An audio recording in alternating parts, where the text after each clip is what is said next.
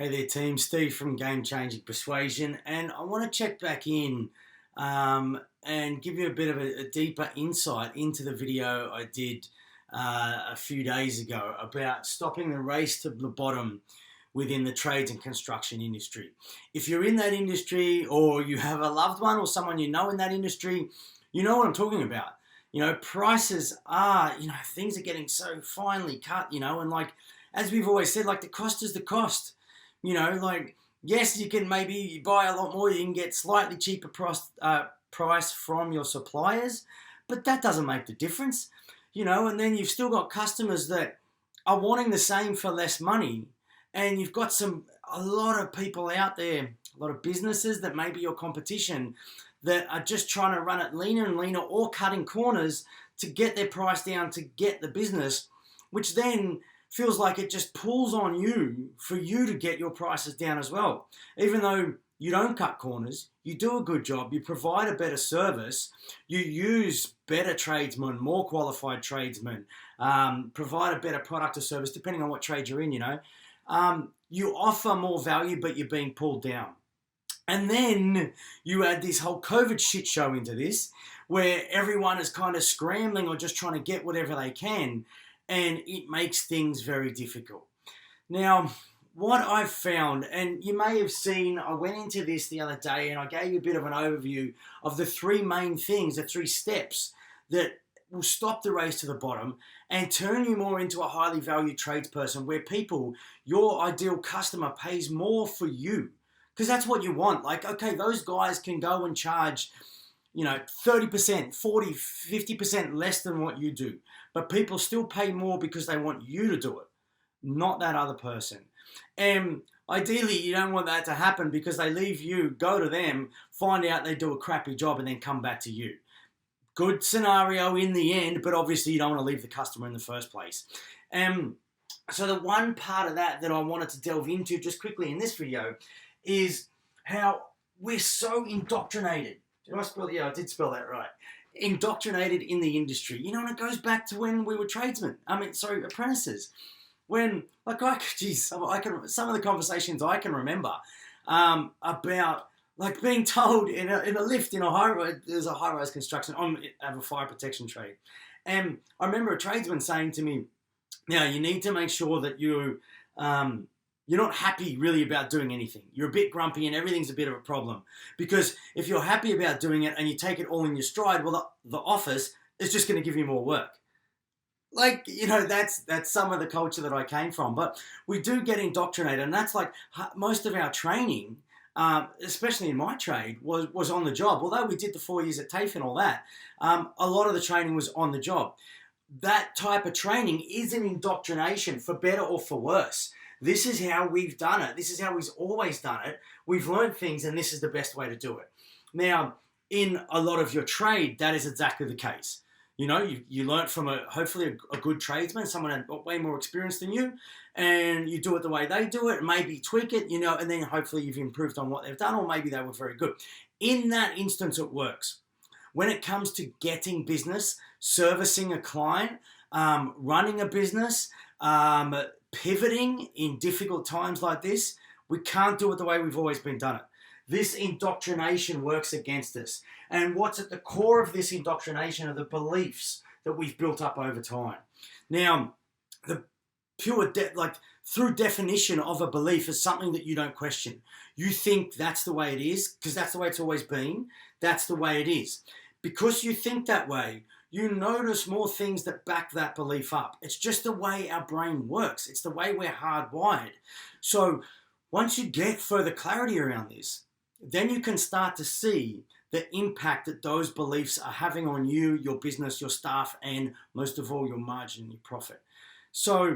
But if you're not aware of those beliefs, you don't know what you've got to change. And because I've had, over my last 25 years, my professional life, I've either worked in my trade or I've sold stuff, right? So I've worked in a trade in fire protection, like I said, and then been a labourer on other sites, done some other trades overseas, kind of helped out, and I've done 3 or 4, dabbled in probably 2 or 3 trades, but I've spent most of the time in my trade that obviously qualified in.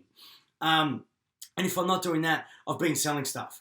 And a lot of the time I've been selling to trades or selling trades, right? And so I've worked in other industries, I've been in other positions, and within construction I've worked in lots of different positions within that industry. So with that varied type of experience, it gives me quite a fair amount of insight into what we are missing, how are we indoctrinated, like the horse with the blinkers on in the trades and construction industry, and then other industries that may have opened up their eyes and are trying different things and are getting a lot more success and are running at higher margins, because that's what we need to do. And that starts with you valuing yourself, to be honest, valuing what we do, and then finding ways to add more value than anyone else in your competition, anyone else in the industry. To look for those different ways, you first need to address the beliefs you have, because they're the ones that are holding back, that you're probably not even aware of. So when you address those beliefs, you start to look at different things. Now, I was thinking about this the other day. When you're driving along and you might speed a little, right? Now, there's people that don't speed and they're like, well, what? You got like 4 meters in front of me and you broke the law or you risked someone. And I'm not condoning speeding, but those of us that may have sped a little bit here and there would understand this. And I think the thing is, I maybe put myself in this here, I don't know. I think the thing is that most people speed because the thing is, when it really counts, if I get 4 meters ahead and I get through that light and you don't, then I've just gained 3, 4 minutes, 5 minutes, 10 minutes. Then I get through the next light. And so it gathers. So by the end, if we're both going to the same place and it's an hour-long drive, I might get there 10, 15 minutes before you just because of those little bits where I get through those lights, right? Don't speed, not condoning that. But just trying to give you a mental construct to work through. When you change your beliefs, or at least get rid of a belief or open yourself up, then you start to think outside the box being the construction industry.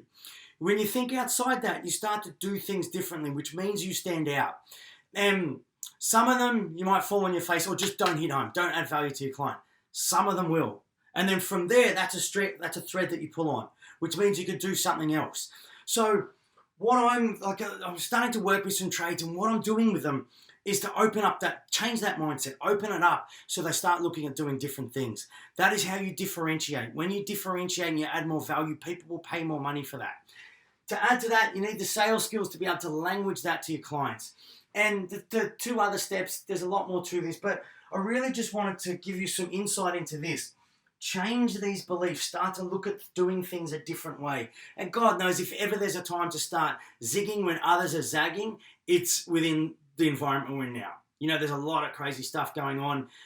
Is this going to be your time to batten down the hatches and just do your best and get through, or to really shift that mindset and try different things, right? Within reason. I get it. Times may be tough for you. You may be doing all right, but really, most companies I've seen in the construction industry deserve to be paid more.